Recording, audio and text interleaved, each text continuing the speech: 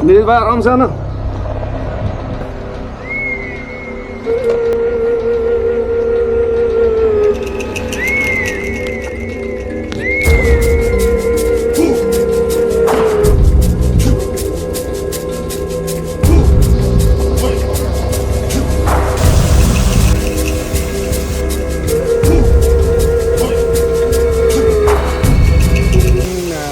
बारह 13 किलोमीटर और 700 मीटर पैदल ट्रैक है। इसमें सर वाटरफॉल रैफलिंग भी होती है।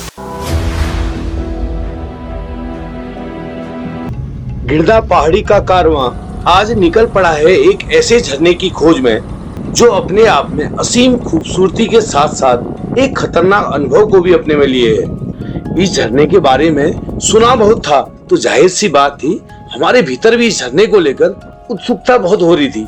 आज के सफर की शुरुआत होने जा रही थी उत्तराखंड राज्य के पिथौरागढ़ जनपद से। घने हरे भरे देवदार चीड़ के जंगलों के बीच से गुजरती यह सड़क आनंदमयी शीतलता का एहसास करा रही थी। आज के इस रोमांचकारी सफर में मेरे हमसफर के रूप में हमेशा की तरह साथ दे रहे थे नीरज भाई। पिथौरागढ़ शहर से 5 किलोमीटर चलने के बाद हम पहुंच गए थे चंडाग और वहां से हम लोग आंवला घाट सड़क की ओर को मुड़ गए थे।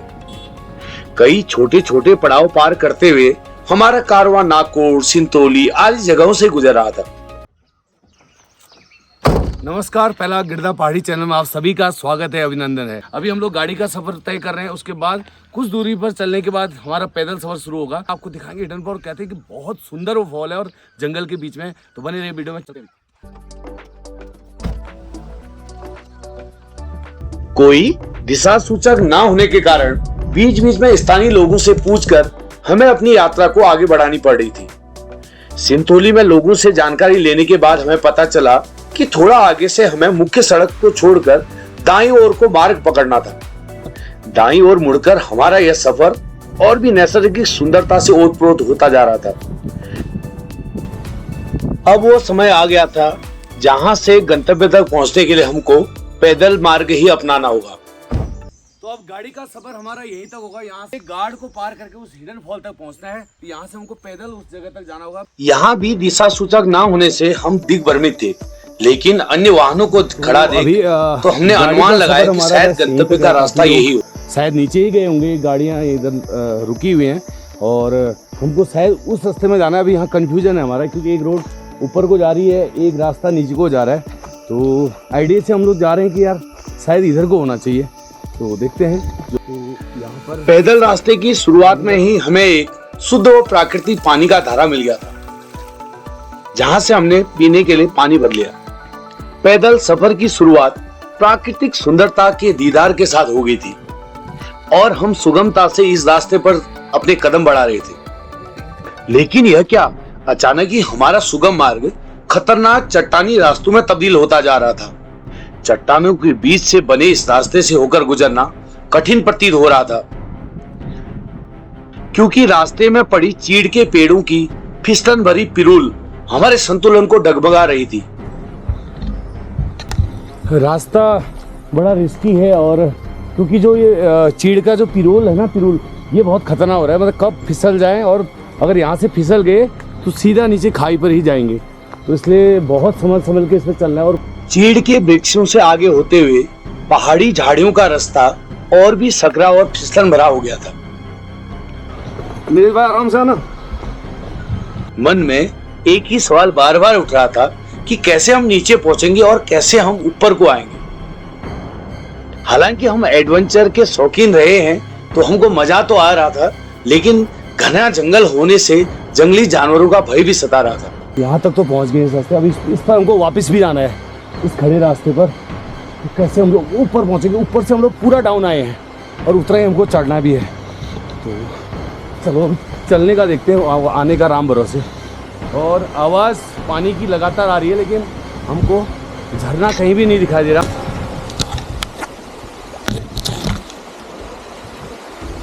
रास्ता काफ़ी डेंजर है, मुझे लगता है बारिश में तो और दिक्कत हो जाती है नीरज भाई।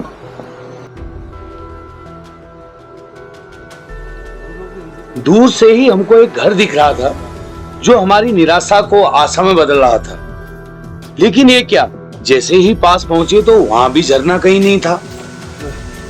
अब तो थक गए हैं और हम सोच रहे थे यहाँ पर झरना होगा क्योंकि हमको एक यहाँ ट्रेन दिख रहा है, यहाँ पर भी कुछ नहीं दिख रहा है हमको। लास्ट पॉइंट पे पहुँच गए जो अब इसके बाद कोई पॉइंट नहीं है नीचे को, लेकिन झरना होगा कहाँ अभी तक कुछ पता नहीं। अब एक सीढ़ी हमको दिख रही है, तो इस सीढ़ी पर चलते हैं कि क्या आगे कोई झरना मिलेगा हमको या नहीं मिलेगा। इतना सीढ़ी यहाँ चढ़ गए हैं और अभी भी हमको कुछ नहीं दिख रहा कि यहाँ झरना होगा। तो देखते हैं इस रास्ते पर आगे चलते हुए देखते हैं कि क्या झरना आगे होगा या नहीं होगा।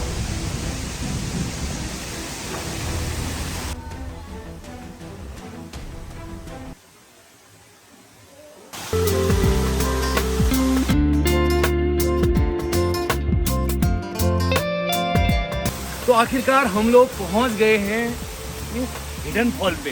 भुरमुनी का झरना इसको बोलते हैं और क्योंकि यहाँ पर इसके बगल में ही भुरमुनी गांव है, तो बहुत ही सुंदर झरना है, आप भी आनंद लीजिए। इस जगह के रखरखाव के लिए स्थानीय निवासियों द्वारा कुछ शुल्क भी लिया जाता है। ये मेंटेनेंस चार्ज है। अच्छा, मेंटेनेंस है, रास्ते वास्ते वगैरह सफाई वफाई। हाँ ठीक है। और हमने 2020 में इसकी थोड़ा मेंटेनेंस किया था। रास्ता वास्ता हमने खुद खोद के बना रखा है, पहले कोई रास्ता नहीं था क्योंकि झरना तो पहले से ही था। हम जब बच्चे थे तब से ये झरना था। तो मैं जब दिल्ली से वापस आया था तो मेरे एक दिमाग में आया कि ये एक टूरिज्म प्लेस बन सकता है। तो इसमें हमने साथ में अपने युवाओं को लेके, मैं उस समय युवा मंगल दल अध्यक्ष था, तो अपने युवाओं को साथ में लेके हमने ये रास्ते का निर्माण किया है, जिससे पर्यटक खिंचाव चला आया इसकी तरफ। बाहर से भी आते हैं, बंगाल, वेस्ट बंगाल, दिल्ली, हरियाणा, कई जगह से लोग आते हैं। ऑफ सीजन में भी आते हैं, सीजन में भी आते हैं, ऑफ सीजन बारिश के टाइम में भी आते हैं। उसमें हम सहयोग करते हैं, किसी के बच्चे उच्चे आए उनको पकड़ के लाते हैं। जी, थोड़ा रास्ता खराब है। इसमें सर वाटरफॉल रैपलिंग भी होती है। अच्छा, रैपलिंग भी होती है ना? कराते हैं आइस की तरफ से। अच्छा अच्छा, आइस वाले कराते हैं। आज संडे को रहता है इसका। अच्छा अच्छा। रैपलिंग का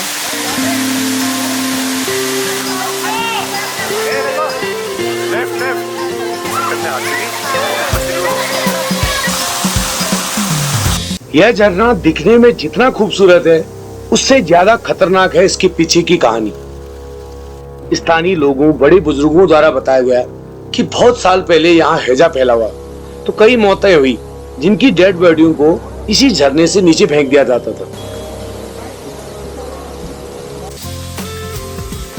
इतने खूबसूरत जगह पर आए और मस्ती का मन ना बने, ऐसा तो हो ही नहीं सकता है। सो हम भी कूद गए पानी पर।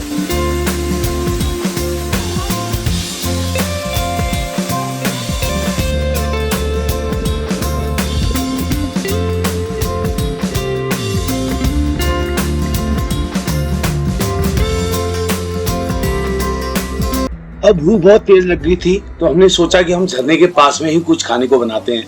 इसके लिए हम झरने के बगल में ही दूसरी पहाड़ी पर जंगल में आ गए थे, जहां से झरना बहुत खूबसूरत लग रहा था।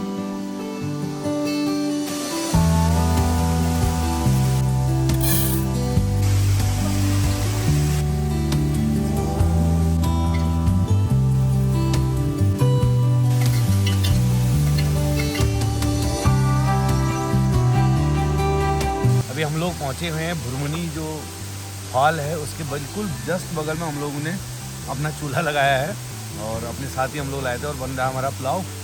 और थोड़ा हमने नहा धो के आनंद ले लिया, बड़ा मज़ा आया। मतलब बहुत इतना सुंदर झरना और इतने घने जंगलों के बीच में हमें विश्वास नहीं था ऐसा होगा। कहीं खाली आवाज़ आ रही है यहाँ से। हाँ। गूंज रही थी आवाज़ की, कहीं से लोग बोल रहे हैं।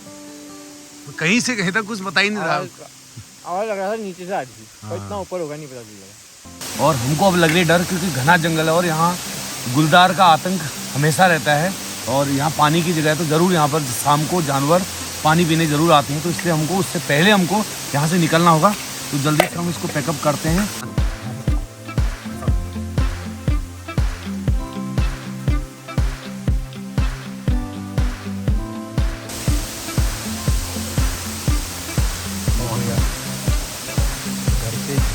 बहुत टेस्टी ना।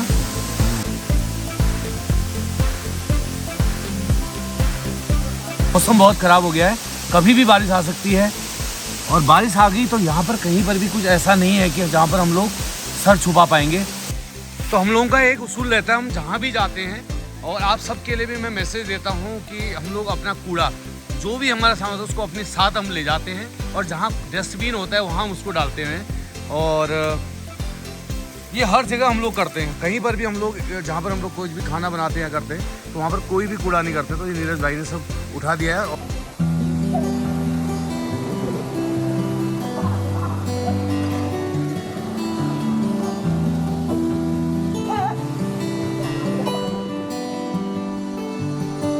हम लोग डाउन आए तो वैसे ही खड़ी चढ़ाई का सामना करना आपको दिख रहा हो, उस चढ़ाई में चढ़ने।